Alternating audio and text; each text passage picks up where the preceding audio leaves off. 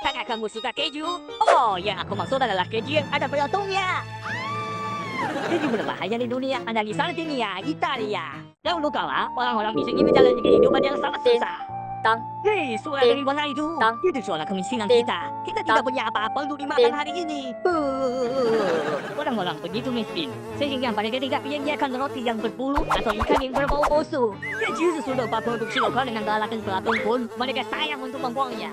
Keju jadi penuh belatung, tapi kalau kamu tidak memakannya, kamu akan mati kelaparan. Betapapun menjijikannya, aku akan memakannya. Keju yang dipenuhi belatung itu lembut dan lezat. Bahkan belatung ikannya pun kenyal-kenyal. Ini sangat enak.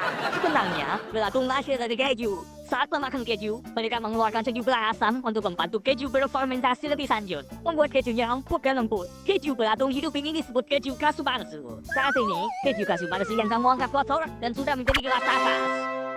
Belatung yang kita pilih harus merupakan keturunan lalat keju ras murni yang dibudidayakan secara khusus. Pelamar yang gelar sarjana dari Universitas Sardinia dan pengalaman lebih dari 3 tahun dalam mengunyah keju akan diberikan prioritas. Karena rasanya sangat berat, Uni Eropa pun tidak tahan dan membuat peraturan melarang keras jual beli dan konsumsinya. Senang sekali, belatung sendirinya akan melompat hingga 15 cm dan hingga 5 tahun. Dan belatung ini mungkin tidak akan takut dengan asam lambung. Dan orang akan celaka jika masuk ke dalam usus. Tapi, para pecinta kuliner Sardinia tidak peduli dengan Uni Eropa. Saat makan ya makan, dan saat minum ya minum. Jangan pedulikan Uni Eropa. Menurutku, belatung kejunya masih belum cukup banyak. Yang Foodie, aku tahu banyak hal. Beberapa tahun yang lalu, Foodie bepergian ke Mesir dan melihat makanan yang menyeramkan. Pesi, yang dijuluki sebagai kelezatan nasional Mesir. Setiap bulan April, Mesir mengadakan festival tradisional untuk menyambut Idul Fitri, yang mengising. Yang mirip dengan Idul Fitri masyarakat Mesir, setiap keluarga berkumpul dan semua orang membuat ketupat dan mengajukannya bersama-sama. Oh tidak, melintasi ikan asin. Orang tua pisau ikan beranak piara dengan datang dan menambahkan bubur khasiat Mesir. Masukkan ke dalam ember besar dan tutup rapat selama lebih dari sebulan.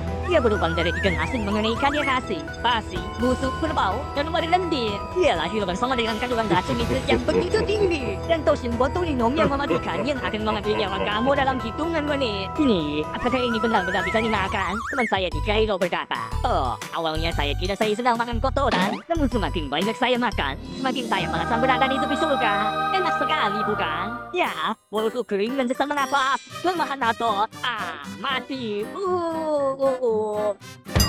Ya, biasa saja. Banyak orang yang masuk rumah sakit setiap hari setelah makan ikan asin. Para penderita kuliner yang terobsesi dengan basic memberi dampak serius pada hidangan ini. Jadi kasih anugerah Dewan New sepertinya bisa dipastikan yang kiri masuknya itu busuk. Sebelum makan medicine, orang-orang akan makan basic dan daun bawang. Sudah tidak percaya pada air mata. Tapi orang Mesir terlalu percaya pada usus dan perut. Setiap tahun selama sampai ngising. Jika Anda tidak meracuni ratusan orang dan membunuh beberapa orang yang tidak beruntung, tidak akan ada suasana pesta. Foodie, aku tahu banyak hal. Pernahkah Anda mendengar masakan dalam bahasa Inggris? Sardinia Pie. Makanan ala Inggris ini telah menyadarkan dunia akan S3 kelas atas pada chef Inggris.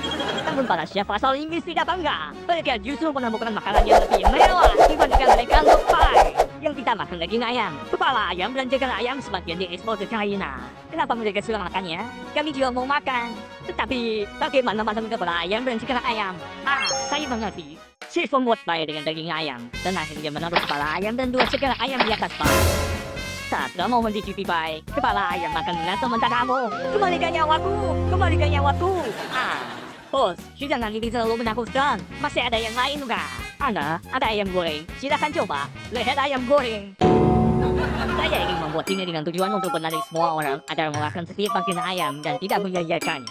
Saya selanjutnya akan meneliti materi pie. Nice try, but how about stop trying? Foodie, aku tahu banyak hal. Apa itu jamu? Apakah kau berani mencicipinya? Minuman khas nasional Fiji, kava. Fiji adalah negara kepulauan di barat daya Pasifik. Kehidupan di sini sangat murni dan alami. Ketika kamu datang ke sini, pria Fiji yang ramah dan gagah akan mengundang kamu untuk duduk. Tepuk tangan. Kemudian pria itu mengeluarkan segelintir mata porno dan kava yang sudah dikeringkan. Dihaluskan menjadi beberapa bagian, ditambahkan air, dan menggosoknya. Lalu ambillah kain dan lumpur. Oh tidak, ambil semua kain dan masukkan akar pohon yang basah ke dalam kain tersebut. Aku memerasnya. Aliran cairan seperti lumpur mengalir keluar dari kain dan lumpur. Oh tidak, keluar dari kain itu. Ini kava. Ayo minumlah. Gelas satu teguk, lidah dan mulut akan mati rasa. Bagaimana cara untuk mensucikan luasannya? Ada yang bilang baunya seperti tanah, ada yang bilang sama merangsangnya dengan air surya gangga, dan ada yang bilang sama menakutkannya dengan mengambil pantat. Tapi buat parfum suka jamu, malah bilang lebih mirip jamu Tiongkok. Sebelum bor, menikah. Ya, oh masih ada sisa akar pohon di dalamnya. Anehnya, kapal masih begitu disukai masyarakat sekitar, terutama karena membuat orang sangat bahagia. Lakon di dalamnya bisa membuat kamu merasa bahagia dan membuat kamu merasa mabuk setelah minum.